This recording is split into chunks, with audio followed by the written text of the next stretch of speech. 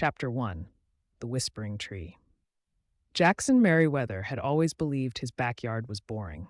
It had the same prickly bushes, the same wooden fence, and the same lonely old oak tree that creaked every time the wind blew, like it was trying to say something no one could hear.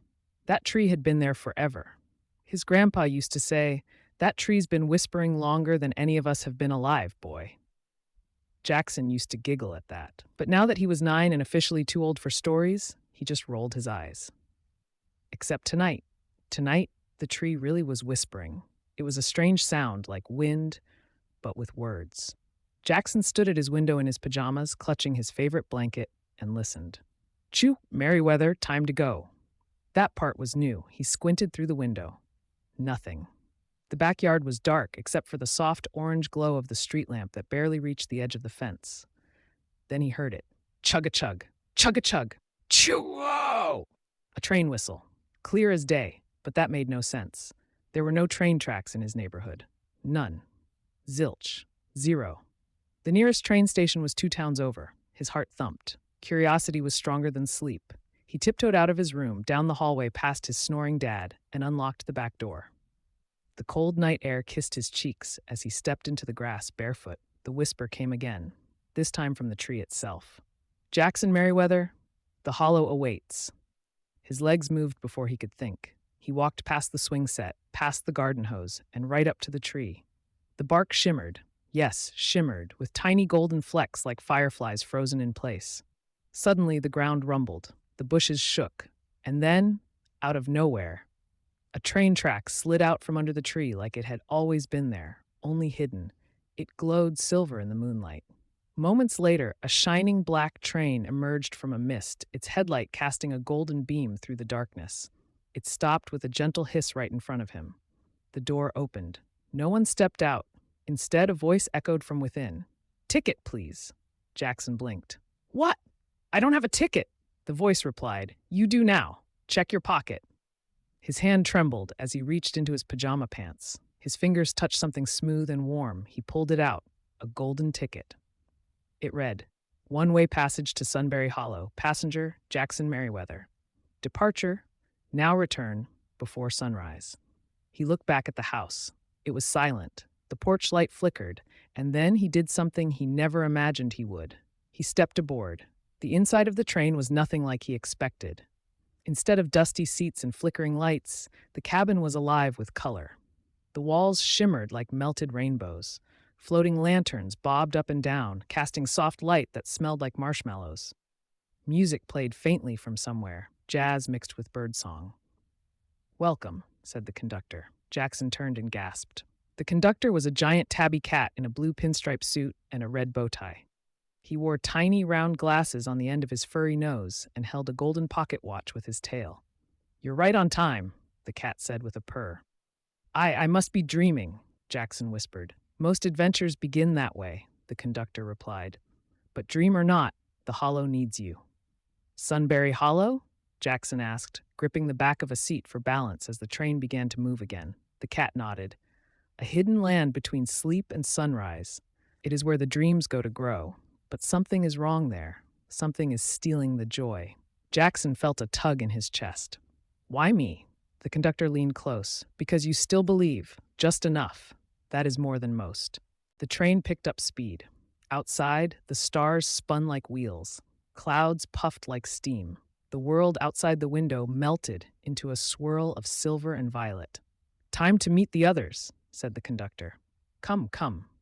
They walked through the car, passing strange and wonderful things. A suitcase that giggled when opened, a snow globe that showed real dancing penguins, and a seat where a pair of invisible shoes tapped along to the music. Then the door opened into the friendship car, where 3 passengers sat waiting. First was a gray rabbit with floppy ears, round glasses, and a scarf that looked like it had been knitted by a cloud. He looked up nervously. "I'm Riddle," he said, nibbling on a sunflower seed. "I get scared of, well, everything." Next was a tiny hummingbird with a sharp beak and even sharper attitude. She zipped around Jackson's head like a lightning bolt. "Name's Zip," she chirped. "I talk fast, fly faster, and do not like boring people. You seem tolerable."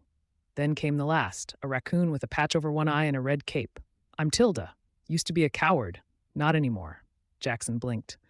What are you all doing here? Same as you, said Tilda. We're the Hollow's last hope. That place is fading, and if we don't fix it before sunrise. Zip darted in. Then it disappears. Forever. Poof. Jackson's mouth went dry. But I'm just a kid. Riddle pushed his glasses up. So were we, once. And maybe that's the point. The train slowed. The conductor appeared beside them. Next stop? Sunberry Hollow. The four of them stood at the door as it opened slowly with a hiss. Golden mist poured in. The scent of strawberries and starlight tickled Jackson's nose. Outside was a land like no other. The grass sparkled with dew that sang softly. The trees bowed as if welcoming them. A cobblestone path glowed under the moonlight. And far in the distance stood the great tree of dreams, its leaves dim, its light flickering like a candle about to go out. Jaxon stepped out, heart pounding, eyes wide. This was not just a dream, it was a mission, and he had just become the most unlikely hero in the history of Sunberry Hollow. Chapter 2. All Aboard the Midnight Train. Jaxon had barely stepped off the train when the air changed. It felt alive, like it had a heartbeat. The ground beneath his feet pulsed softly, the way a cat purrs when it is content. The wind swirled around his ears, not cold or hot, but the perfect kind of breeze you only feel in the best part of a dream. The scent of strawberries mixed with mint and something like warm toast drifted through the air. It smelled like a memory. I don't think we're on Earth anymore, Jaxon whispered. We are in between, said the conductor, his whiskers twitching. Sunberry Hollow sits in the pocket of time between midnight and morning. It is where forgotten dreams go to wait for someone to believe in them again. Tilda the raccoon stepped ahead of the group, eyeing the towering tree of dreams in the distance. It stood in the center of the hollow, its roots like rivers, its branches reaching toward the stars. But even from here, Jaxon could see it looked sick. Its once bright leaves flickered gray, and its glow dimmed like a dying flashlight. That's not good, muttered Tilda. No, agreed the conductor. The tree is weakening. When it falls, the hollow falls with it. Zip zipped in anxious loops around Jackson's head. Tell him, conductor. Tell him about the 5 realms. He needs to know what he's gotten himself into. Jaxon tensed. 5 what? The conductor cleared his throat and unfurled a map that glowed with soft light. It showed the hollow split into 5 glowing regions, each shaped like a petal around the tree of dreams. Realm of imagination, where dreams begin. Realm of fear, where shadows hide. Realm of courage, where strength is tested. Realm of kindness, where hearts are healed. Realm of wonder, where awe is born. Jaxon stared at it. That's a lot of everything. Each realm is flickering out, said the conductor. One by one. People stop believing in these things, and when belief dies, so does the hollow. But I'm just a kid, Jaxon said. I'm not magical or brave or whatever you think I am. Riddle the rabbit nervously adjusted his scarf. None of us were magical either. I used to be afraid of my own shadow. Zip was stuck in a flower pot for 2 days before we found her. Tilda wouldn't climb out of a sock drawer for a week. Hey, Zip protested. That sock drawer was cozy. Jaxon gave a small smile despite himself. You may be ordinary, the conductor said gently, but in this place, ordinary hearts do extraordinary things. You are here because something in you still believes. Jaxon looked down at his golden ticket. The word return before sunrise shimmered in the corner. How do I get back? He asked. You must restore what has been lost. When you complete your journey through all 5 realms and reignite the tree of dreams, the train will return for you, said the conductor. But if the sun rises before then, the hollow will disappear, and you with it. Silence. Jackson's mouth went dry. Tilda placed a soft paw on his arm. You don't have to do this alone. Zip nodded. We stick together, kid. You're one of us now. Riddle tried to stand tall, though he was shaking. Let's save the hollow. Jaxon took a breath. His knees wobbled, but his voice steadied. Okay, where do we start? The conductor smiled, eyes shining. The first stop is the realm of imagination. The group followed a winding golden path that led to a large wooden archway. Painted in swirling colors were the words, "All things begin in the imagination." As they stepped through, the world transformed. Suddenly, the sky turned cotton candy pink. Trees had crayons for branches. Clouds shaped like dinosaurs floated by.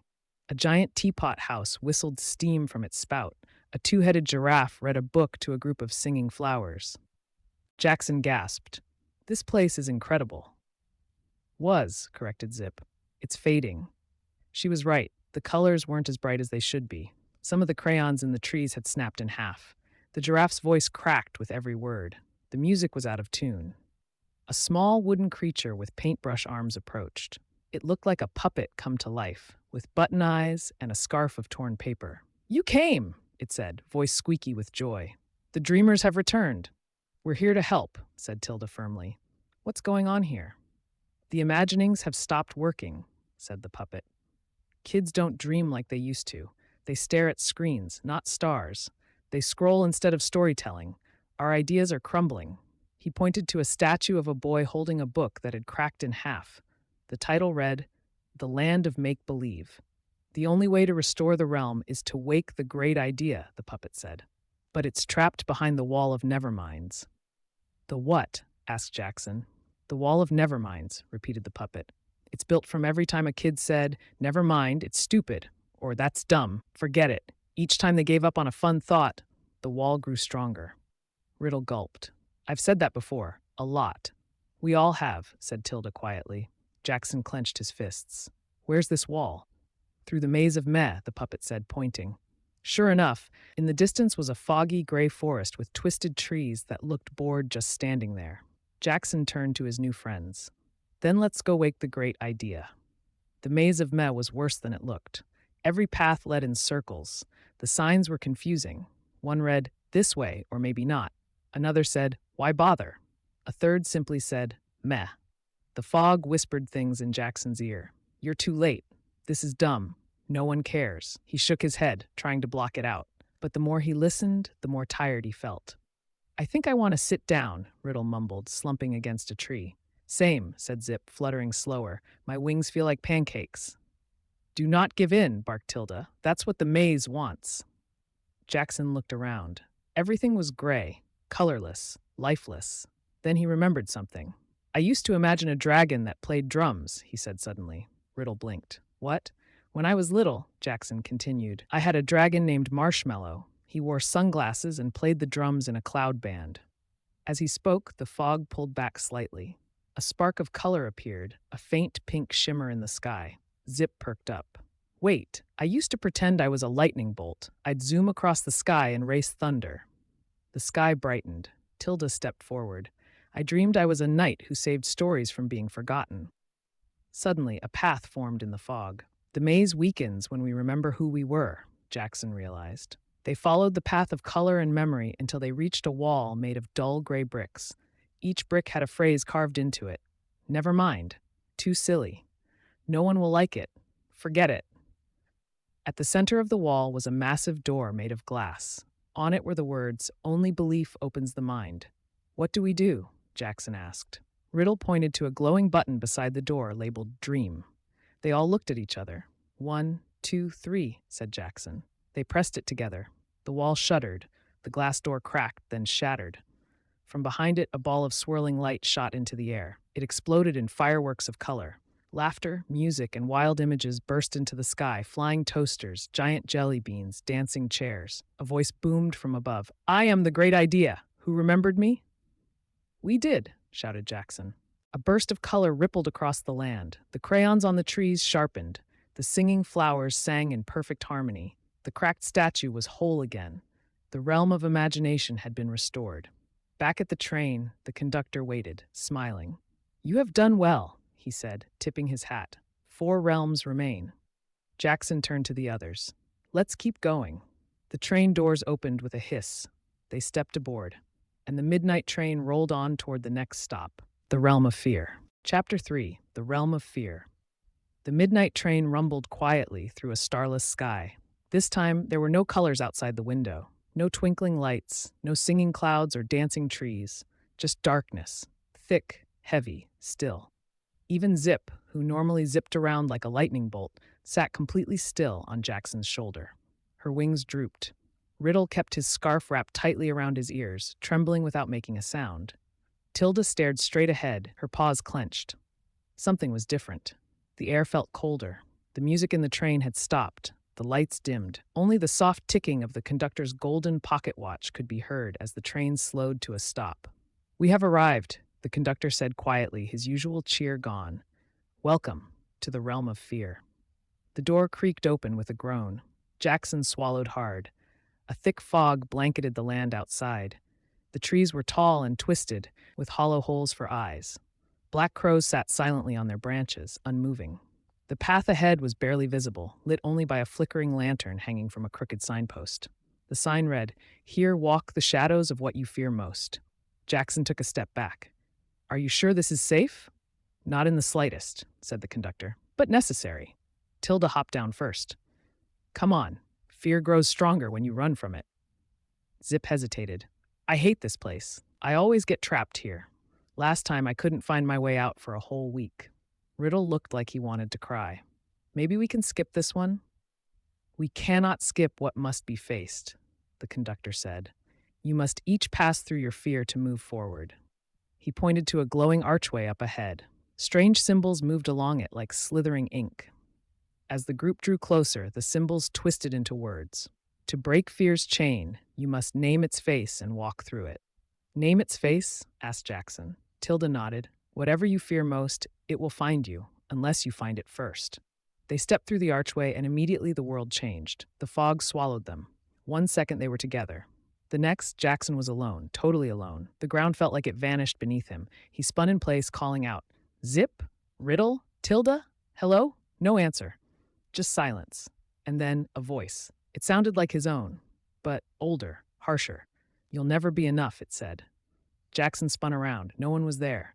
"You're a scared little kid pretending to be a hero." A shape began to form from the mist. It looked exactly like Jaxon, but taller, with eyes that glowed red like embers. Its smile was twisted. "I'm your doubt," it said. "You fear me most because deep down you believe me." Jackson's hands shook. "You're not real." The shadow Jaxon laughed. "I don't need to be real. I just need you to believe me." The mist around them darkened, pressing in like a thick blanket. "I'm not brave. I'm not special," Jaxon whispered. The shadow stepped closer.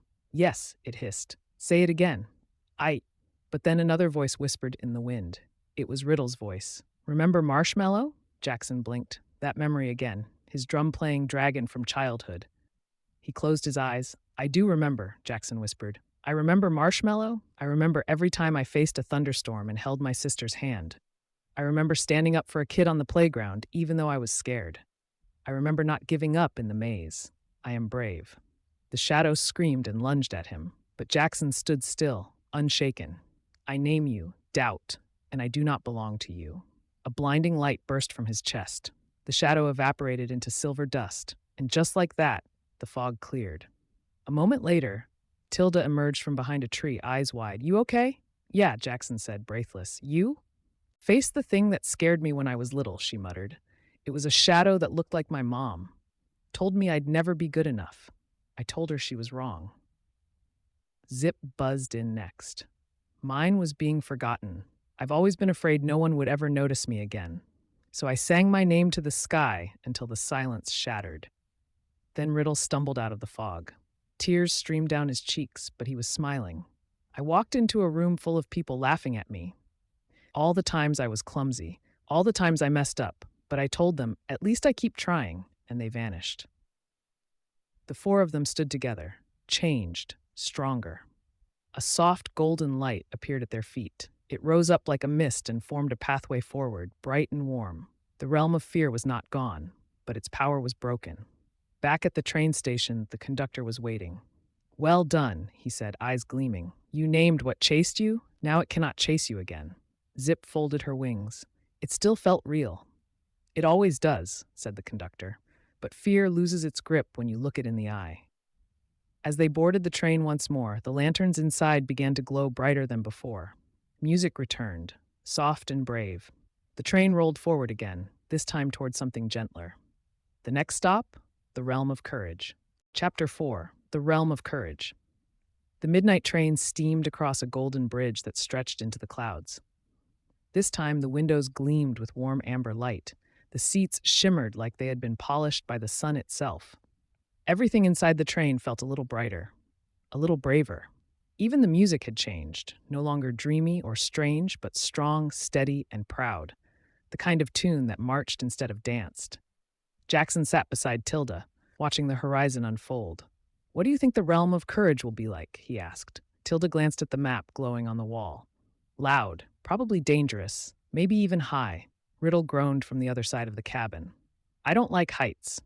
You did great in the last realm, Zip said, hovering near his ear. Courage isn't being fearless, Riddle. It's doing things even with the fear. Zip's right, Jaxon said. I think we're all stronger than we thought. The train slowed with a deep, powerful hum. The conductor appeared, his bow tie glowing slightly golden now. You have faced the shadow of fear, he said with a proud nod. Now it is time to step into the light.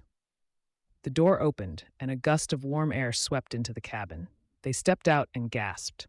The realm of courage sat high above the clouds, perched on the edge of the world. Towering cliffs, glowing bridges, and vast canyons stretched in every direction. Gigantic golden eagles soared through the sky, and enormous waterfalls spilled off the edges of floating islands. A series of rope bridges connected the cliffs, swaying gently in the wind. At the very center, built into the side of a glowing mountain, stood a structure carved from crystal and stone, the Hall of the Brave. Whoa, whispered Jaxon. The wind, it talks, Riddle said. Listen. Sure enough, the breeze carried words.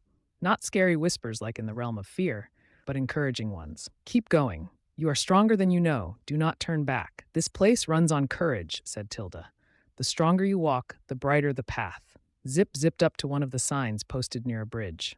Look at this. It read, To enter the Hall of the Brave, you must complete the climb of challenges. No shortcuts, no magic, just your heart, your feet, and your will. Well, that sounds terrible, said Riddle, already sweating. It sounds like exactly what we need to do, said Jaxon. The path began with a long rope bridge swaying over a bottomless canyon. The boards creaked, the ropes groaned, the wind howled. I'll go first, Jaxon offered. No, said Tilda. We go together. They stepped out, one by one, holding the side ropes tightly. Each gust of wind sent the bridge swaying, but their steps grew steadier with each pace. Halfway across, a golden eagle swooped low beside them.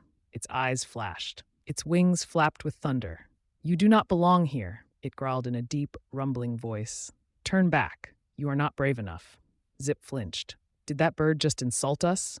Yes, said Riddle, trembling, very rudely. The eagle hovered, staring straight at Jaxon. What gives you the right to walk the bridge of bravery? Jackson's heart pounded. But instead of backing down, he stepped forward. I faced my fear in the fog, he said. And I didn't run. I may not be fearless, but I keep moving forward. The eagle studied him, then dipped its head in respect. Then walk on. With a final flap of its wings, it soared away. Tilda let out a slow breath. Okay, I admit it, that was cool. The next challenge was the Wall of Wind, a cliffside that climbed straight into the clouds. Carved into the wall were thousands of handholds and footholds, but no ropes, no safety nets, just trust and grip. Riddle whimpered. I am a rabbit, not a rock climber. We do it together, Jaxon said, one step at a time. They climbed. At first, it was easy. The holds were close together. The wind was gentle. Then halfway up, the wall shifted. The wind howled. Stones crumbled. Riddle slipped, but Jaxon caught his paw just in time. You've got this, Jaxon said, teeth gritted. Don't let go. I'm scared. So am I. But we keep climbing. Zip hovered beside them, flapping furiously against the gusts. Keep moving. You're almost there. With one final push, they reached the top. The Hall of the Brave loomed before them, massive, glowing, and majestic. Its gates were shaped like roaring lions. Above them hung a banner that read, Only those who keep going may enter. Inside, the hall was silent. Stone statues lined the walls, each of a different creature. A young fox, a tiny mouse, a scarred lion, a one-winged dove. Each one had their paw, claw, or wing over their heart. At the center of the hall stood a glowing mirror. The surface rippled like water.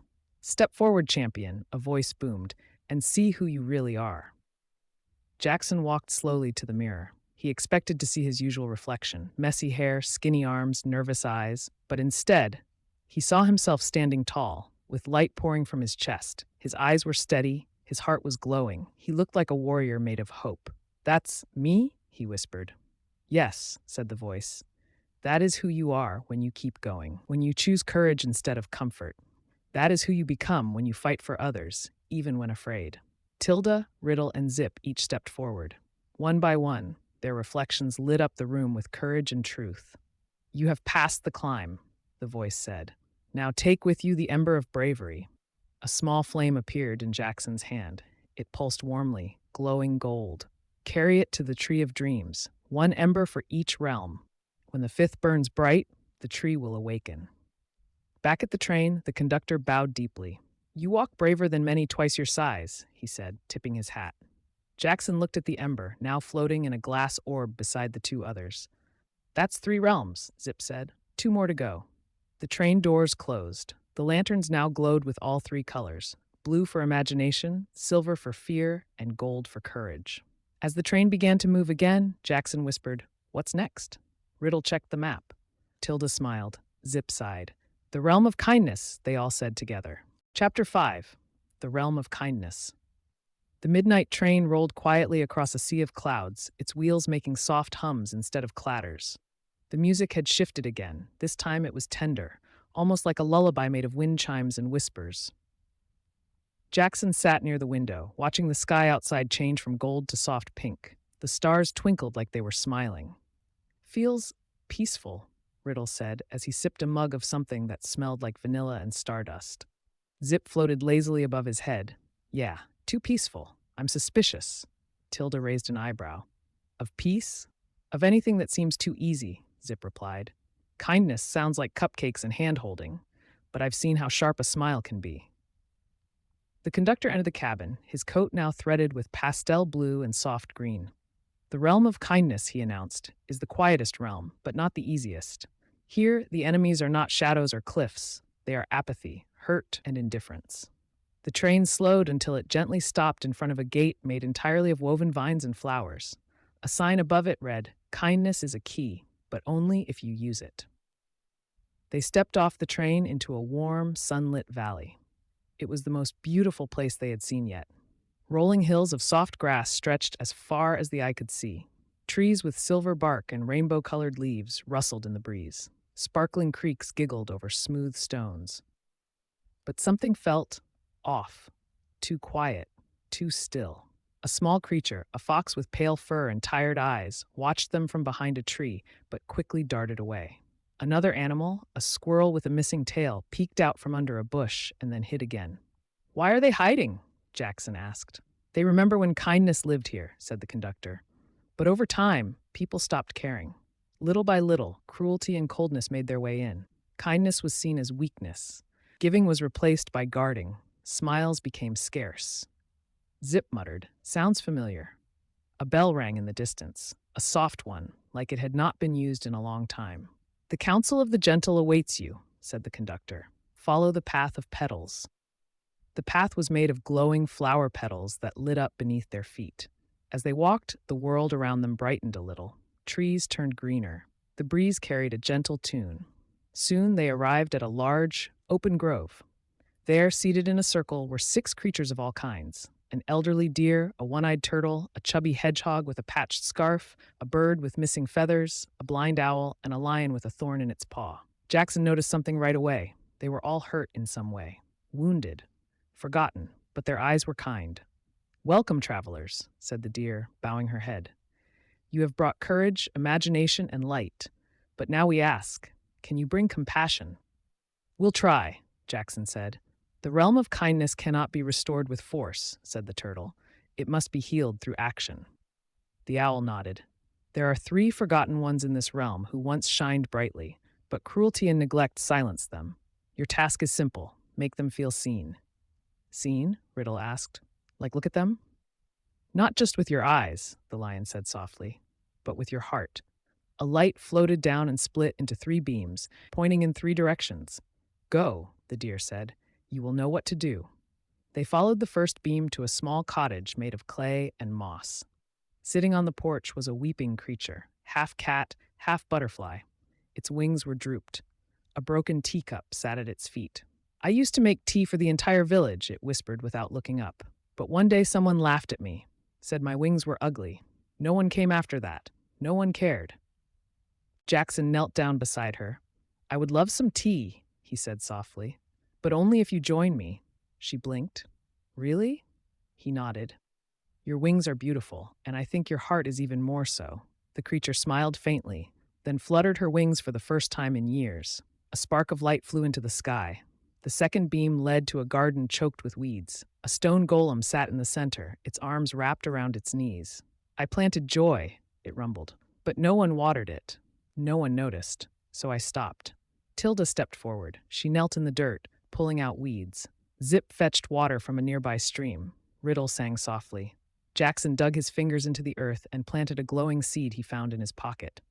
The soil shimmered. The garden bloomed. The golem wept stone tears. Another spark of light soared upward. The final beam led to a lake so still it looked like glass. Floating on a lily pad was a frog made of crystal.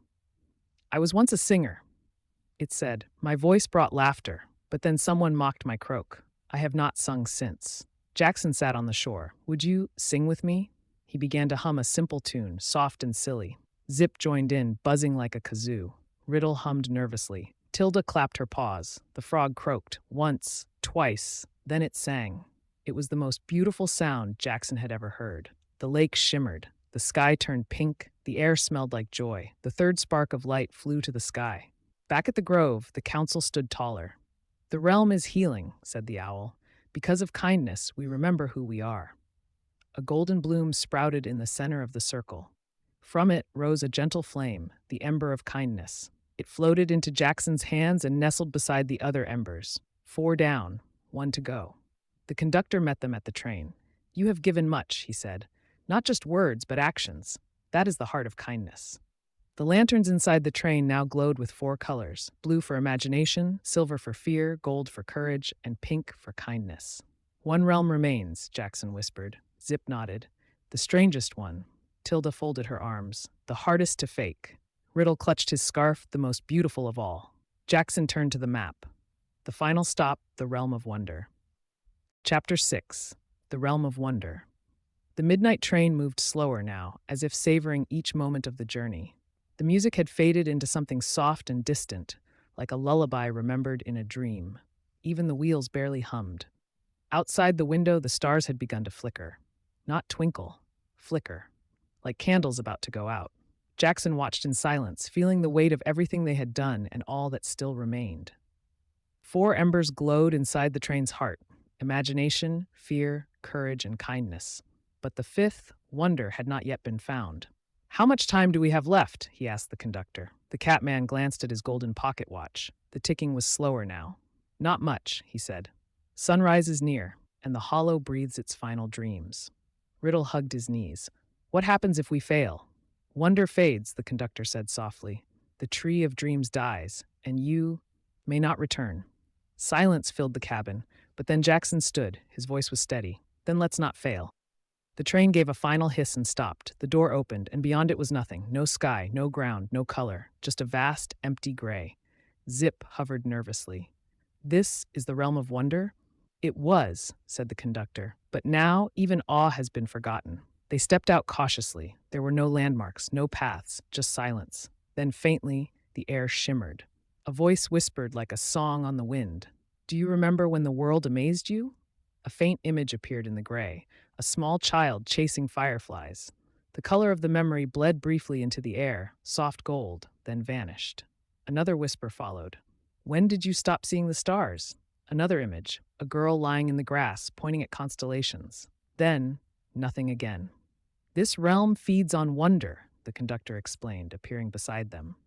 But people stopped looking, stopped asking, stopped marveling. Curiosity was replaced with answers. Mystery was dismissed as myth. The hollow cannot survive without the spark of wow. How do we bring it back? Jaxon asked. By remembering it. Suddenly, the group was scattered. Just like in the realm of fear, the gray swallowed each of them into separate spaces. But this time, there were no monsters, no voices, just emptiness. Jaxon stood alone. A small screen floated in the air. It displayed an endless stream of scrolling images, flashing lights, fast videos, non-stop noise. He reached toward it. A voice whispered, "Why wonder when you can scroll?" He pulled his hand back. "No," Jaxon said, "I remember more." He closed his eyes. He remembered the first time he saw snow, the hush of it falling, the way it made the world still. He remembered standing at the ocean for the first time, how small he felt, how endless it seemed. He remembered a single firefly blinking in his hand and how magical it had been to hold light. "I still believe in wonder," he whispered. The screen shattered. Color bled into the air, deep blues, purples, and silvers. In the distance, Tilda appeared, eyes wide. "I remembered," she said, voice trembling. "I remembered the first time I saw someone be kind without wanting anything back. It made me believe in goodness again." Zip zipped over, a trail of glitter behind her. "I remembered the sky. Before I was fast, before I was strong, I just used to watch it. It always made me feel like anything was possible." Riddle stumbled forward, holding a glowing book. "I remembered the story that made me cry, the one that made me want to dream again." Each of them glowed faintly with their memory. The hollow responded. Suddenly, color rushed back in. The sky turned navy and silver. Shooting stars returned. Gigantic jellyfish floated overhead, glowing like lanterns. The ground below them reformed as a shimmering bridge of light that led toward the horizon. At the end stood the final ember, but something blocked their path. A figure formed. Tall, cold, pale. It had no face, only a blank, gray mask. "I am apathy," it said. "I have no need for wonder. I have replaced it with logic, boredom, and screens. You will not pass." Jaxon stood tall. "We're not here to impress you." Zip zipped toward the figure. "We're here to wake the world." Tilda threw a glowing stone from the realm of courage at its feet. "We've seen beauty you forgot existed." Riddle whispered a song that made the stars weep, and Jaxon stepped forward, his hands outstretched. He touched the faceless figure. "I see you," he whispered, "but I don't need you anymore." The figure crumbled into dust, and the ember of wonder lit the sky like sunrise. The final ember floated into the glass orb. All five burned brightly now. The hollow itself breathed deeply, color flooding across its valleys, skies, rivers, and trees. And in the distance, the tree of dreams roared to life. Its leaves shimmered with every color of memory. Its trunk glowed gold, its roots pulsed like a heart. The train reappeared behind them, but now it shone like crystal. Its windows glowed, its whistle sang. The conductor bowed deeply. "You have done what no one else could," he said. "You brought wonder home." Jaxon turned to his friends. "Ready to go back?" They all nodded. The doors opened, and the midnight train took them home. Chapter 7. Return to Hollowheart. The midnight train glided silently across a bridge of moonlight, its wheels floating just above the tracks as if too full of magic to touch the ground. The cabins no longer creaked or hissed. They shimmered. Every lantern glowed with the 5 colors of the realms: blue, silver, gold, pink, and violet. Jaxon stood at the front of the train with his hand on the glowing glass orb that now held all 5 embers. It pulsed with light and warmth, almost as if it had a heartbeat of its own. Beside him, Riddle stared out the window. "It's beautiful again." "It's alive again," Zip whispered, flying slow and graceful for once. Tilda rested one paw on her heart. "But it's not finished. Not until we give it back." The conductor stepped into the cabin, his eyes shining. His coat sparkled with stardust now, and his whiskers curled upward like silver ribbons. "You have journeyed through imagination, fear, courage, kindness, and wonder," he said. "Now return the embers to where they belong." As the train pulled into the station, the tree of dreams rose in the distance. It no longer looked sick. It looked asleep, waiting. They stepped off the train and stood on the hill they had once looked down from when they first arrived. The hollow stretched around them, fully restored. The skies sang in color. The rivers sparkled with laughter.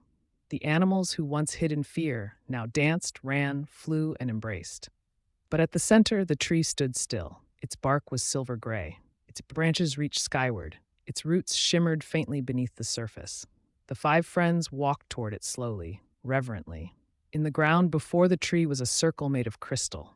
Jaxon stepped forward and knelt, placing the orb in the center. It sank into the soil without a sound. Then, silence. Nothing happened. For a moment, Jaxon feared they were too late. That sunrise had already touched the hollow. But then the earth breathed. A low hum began to rise from beneath the tree. The roots lit up with color, one at a time. Blue for imagination, silver for fear overcome, gold for courage found, pink for kindness shared, violet for wonder rediscovered. Then, boom, a wave of light exploded from the base of the tree of dreams. Its trunk lit up like fire wrapped in water. Its leaves bloomed all at once, millions of them, each one a different memory, a different dream, a different spark of belief. The tree spoke. not in words, but in feeling, in warmth, in joy, in life. The sky responded. Shooting stars formed rings around the branches. The wind cheered. Every creature in the hollow stopped and looked up. Some cried, some danced, some simply closed their eyes and smiled. But they all felt it. Hope had returned. Jackson stood in awe, his heart full to bursting. "We did it," he whispered. "No," said Riddle. "You did it. You brought us together." "You believed first," said Zip, hovering near his shoulder. "And you never gave up," Tilda added, gently bumping his side. Jackson looked around at his friends, the odd group he met on a train in the middle of the night. A rabbit with a scarf, a fast-talking hummingbird, a fierce raccoon, a talking cat in a bow tie. And somehow they had saved an entire world. Not by being perfect, not by being powerful, but by choosing to believe. The conductor reappeared beneath the glowing boughs of the tree. "The hollow will remember you forever," he said. "But now it is time to go home." Jackson hesitated. "What if I forget this?" "You will not," said the conductor. "Maybe not with your mind, but in your heart. Wonder never truly leaves those who carry it." The tree leaned slightly, as if bowing to them. A single leaf drifted down into Jackson's hand. It shimmered, then turned into a small silver seed. "Plant it," the conductor said, "in your world, wherever people need to believe again." Jackson nodded, blinking back tears. They boarded the train one last time. As it pulled away from Sunberry Hollow, the sky began to glow faintly pink on the horizon. Dawn was coming. The train moved faster than ever before, blazing through the clouds, through dreams, through memory. And then, with a soft thump, it stopped in Jackson's backyard. He stepped off barefoot, just like the night he left. The sky above was purple-blue. Birds were beginning to chirp. The old oak tree stood still, but its bark shimmered faintly. The train was gone, but the whisper of the wheels, the hum of the wind, the feeling of something more, they remained. He opened his hand. The silver seed glowed. Jackson knelt and planted it gently beneath the oak tree. As he stood, he whispered, "Let someone else find the train." And then he walked back inside, into his house, into a new day, forever changed. Chapter 8, The Final Gift. Jackson sat on the edge of his bed, staring out the window at the old oak tree. It looked the same, and yet not. The bark shimmered faintly in the early morning light, like it remembered what the world had already forgotten. He had planted the silver seed beneath it only minutes ago, but it felt like it had been years. Sunberry Hollow already seemed like a dream, but not the kind you forget. He looked down at his pajamas. They were still damp from the morning dew. His feet were still muddy. His blanket was still on the floor, right where he had dropped it before stepping outside the night before. But he was different. He felt taller, not in height but in heart. He felt braver, wider, like he had room inside him now for things that used to be too big, like love, like awe, like purpose. Later that morning, Jackson walked to school. The sidewalks were cracked. The sky was gray. A group of older kids shouted at each other across the street, and cars honked without patience. But Jackson saw everything differently now. He noticed the way the wind lifted a single leaf into a dance. He heard the laughter of a toddler in a stroller and how it made the world pause. He looked at the sky and saw patterns in the clouds. He looked at people and wondered what dreams they had stopped believing in, and more importantly, how to help them remember. That afternoon, something unusual happened in class. Jackson raised his hand, not just once, but often. Not to answer questions to impress anyone, but to share thoughts, to ask better questions, to invite others in. He caught himself smiling more. He said thank you, even to the janitor. When a kid dropped his books in the hallway, Jackson knelt and helped him gather them up. The boy stared at him like he had never seen someone do something kind for no reason. Maybe he hadn't. Maybe that was the point. That night, Jackson returned to the oak tree. The seed he planted had not sprouted, but the ground glowed faintly where he had pressed it into the soil, as if waiting, as if listening. He knelt beside it and whispered, "I haven't forgotten." He placed his hand on the bark. The wind stirred, and the whisper came again, not from outside this time, but from deep inside him. "You carry the hollow now." He understood. Sunberry Hollow had not been left behind. It had been given to him, and not just to keep, but to share. The next morning, Jackson woke up earlier than usual. He opened his sketchbook, and for the first time in a long time, he created. Not for a grade, not to impress, just because the wonder inside him wanted to speak. He drew the train. He drew Zip and Riddle and Tilda. He drew the tree of dreams, and then he drew a door. A small one, tucked behind a bush, under a star, beside a whisper. Above the door, he wrote, "To anyone still brave enough to believe, this way." Weeks passed, and one by one, small things began to change. Kids who never spoke began to smile. One girl who was always angry asked if she could sit beside Jaxon during lunch. Another boy who was always picked last joined Jaxon and his friends for a game. The tree in his backyard bloomed out of season, just a single branch at first, glowing with tiny silver buds that shimmered under moonlight. And Jaxon knew that was the final gift. Not a magical seed, not a glowing ember, not even the adventure, but the truth that he carried light into the world now, that he could wake up every day and choose to imagine, to be kind, to face fear, to act with courage, to protect wonder, because the hollow lived wherever someone dared to believe. That night, Jaxon wrote something on a small piece of paper and taped it to his window. It said, "If you ever hear a train whistle at midnight, follow it. We saved the hollow. Now it is your turn." It just stood there, tall, old, familiar, normal, but he knew better. Beneath its roots was a seed of another world, a seed only he could see. He knelt and placed his hand on the soil. The spot where he had planted the silver seed was warm, even in the cool morning air. And though he could not hear the hum of the midnight train or the whispers of the wind anymore, he still felt it. The hollow was alive, and it was waiting. Not just for him, but for anyone willing to carry the light. Inside the house, things felt smaller. His backpack was the same. His cereal tasted the same. His school schedule hadn't changed, but he had. Every doorway felt like a gate to something more. Every face he passed held a story he wanted to understand. Every question from his teacher made him think deeper, dream wider. Because now, Jaxon understood a secret that changed everything.